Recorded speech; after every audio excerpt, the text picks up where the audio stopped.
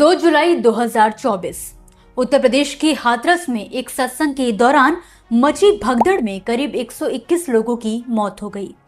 हालांकि ये आंकड़ा घटना के बाद से ही लगातार बढ़ता जा रहा है।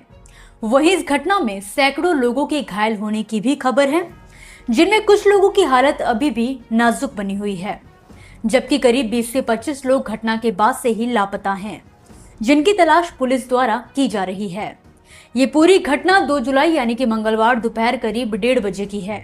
घटना के बाद सिकंदराराव स्थित एक अस्पताल में भर्ती हुए लोगों की कुछ तस्वीरें और वीडियो सामने आए, जिन्हें देखकर कोई भी सहम जाएगा। वहीं देर रात 2 वरिष्ठ मंत्रियों और मुख्य सचिव मनोज सिंह के साथ डीजीपी प्रशांत कुमार घटनास्थल पर पहुंचे और हालात के बारे में जानकारी ली। वहीं आयोजकों के खिलाफ एफआईआर भी दर्ज कर ली गई है, लेकिन मामले में दर्ज की गई पहली एफआईआर में घटना के मुख्य आरोपी बाबा का नाम दूर दूर तक नहीं लिखा गया। एफआईआर में दावा किया गया है कि नारायण साकार हरि बाबा उर्फ बाबा भोले के सत्संग में करीब 2.5 लाख लोग इकट्ठा हुए थे और सत्संग खत्म होने के साथ ही चरणों की धूल लेने के लिए लोग दौड़ने लगे और भगदड़ मच गई। कहा जा रहा है कि खुद बाबा घटना के बाद से फरार हैं और उसके बारे में पुलिस से लेकर खुफिया एजेंसियों तक को भनक नहीं है, जिसके चलते इस पूरे मामले में पुलिस प्रशासन की भूमिका पर सवाल खड़े हो रहे हैं। वहीं एक सवाल ये भी है कि आखिर इस पूरी घटना का जिम्मेदार कौन है? क्या सिर्फ पुलिस प्रशासन जिम्मेदार है? और आखिर कौन है वो बाबा जिसके सत्संग में लाखों की भीड़ जमा हो गई? सबसे पहले जानते हैं कि आखिर हुआ क्या था।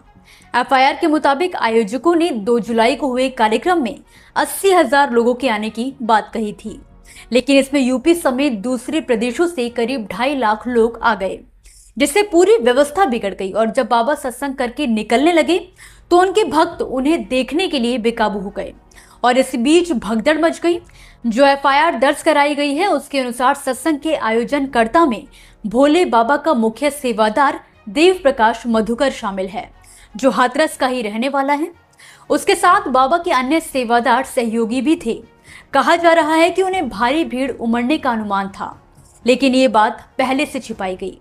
जिस वक्त भोले बाबा अपनी गाड़ी में सवार होकर कार्यक्रम स्थल से निकल रहे थे, तभी दोपहर करीब 1:30 बजे श्रद्धालु जन ने बाबा की गाड़ी के गुजरने के मार्ग से धूल समेटना शुरू कर दिया। कार्यक्रम स्थल से निकल रही लाखों श्रद्धालुओं की बेतहाशा भीड़ के दबाव के कारण नीचे बैठे झुके श्रद्धालु दबने को चलने लगे और चीख पुकार मच गई। इतना ही नहीं, जीटी रोड के दूसरी ओर भागती भीड़ को रोकने के लिए आयोजन समिति एवं सेवादारों द्वारा लाठी डंडे चलाए गए, जिसके कारण भीड़ का आक्रोश बढ़ता गया और भगदड़ में महिला, बच्चे और पुरुष नीचे कुचलते गए। कुछ ही देर बाद लाशें बिछ गईं और दूसरी ओर बाबा मौके से फरार हो निकले। अब जानते हैं कि आखिर भोले बाबा हैं कौन। आपको बता दें कि नारायण साकार हरि सिंह का असली नाम सूरजपाल सिंह जाटव है। वे यूपी पुलिस विभाग में पदस्थ रहे हैं। नौकरी में मन नहीं लगा तो आध्यात्म की ओर मुड़ गए।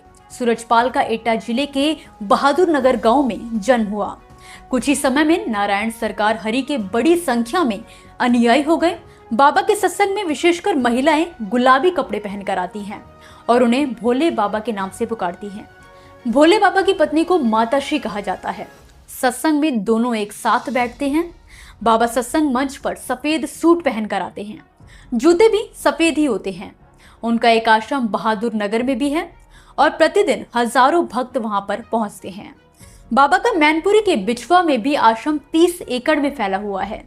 नारायण साकार हरि क्षेत्र में साप्ताहिक सभाएं आयोजित करते हैं, जिसमें काफी भीड़ उमड़ती है। उत्तर प्रदेश, राजस्थान, हरियाणा और मध्य प्रदेश में बाबा के बड़ी संख्या में अनुयायी हैं। हालांकि बाबा और उनके अनुयायी सोशल मीडिया से दूरी बनाकर चलते हैं, इसलिए उनके बारे में सोशल मीडिया पर ज्यादा चर्चा नहीं मिलती। बाबा के अनुयायियों में सबसे बड़ा वर्ग अनुसूचित जाति, जनजाति और ओबीसी वर्ग का है। लेकिन बाबा का काला सच एक ये भी है, जो यूपी के पूर्व डीजीपी विक्रम सिंह ने आज तक को दिए एक इंटरव्यू में बताया था कि यूपी पुलिस में हेड कांस्टेबल रहते हुए सूरजपाल जाटव पर यौन शोषण का आरोप लगा था, जिसके चलते उन्हें बर्खास्त कर दिया गया। बता दें कि सूरजपाल जाटव पर यौन शोषण समेत कुल 6 मामले दर्ज हैं। आपको बता दें कि इससे पहले भी भोले बाबा के सत्संग में जरूरत से ज्यादा भीड़ इकट्ठा होने पर प्रशासन के नियमों का उल्लंघन हो चुका है। दरअसल कोरोना काल के दौरान इस सत्संगी बाबा ने उत्तर प्रदेश के फर्रुखाबाद में सत्संग का आयोजन किया था। जिला प्रशासन ने कोरोना के मद्देनजर उस समय सिर्फ 50 लोगों के सत्संग में शामिल होने की अनुमति दी थी, लेकिन तब भी नियमों की धज्जियां उधेड़ते हुए 50,000 लोग सत्संग में शामिल हुए थे, जिस पर भी बाबा के खिलाफ कोई एक्शन नहीं लिया गया था। अब इस पूरे मामले पर आपके हिसाब से कौन जिम्मेदार है, बाबा या प्रशासन, या वो जनता जो बाबा की आस्था में अंधों की तरह दबी कुचली गई?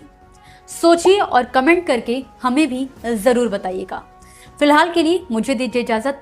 नमस्कार।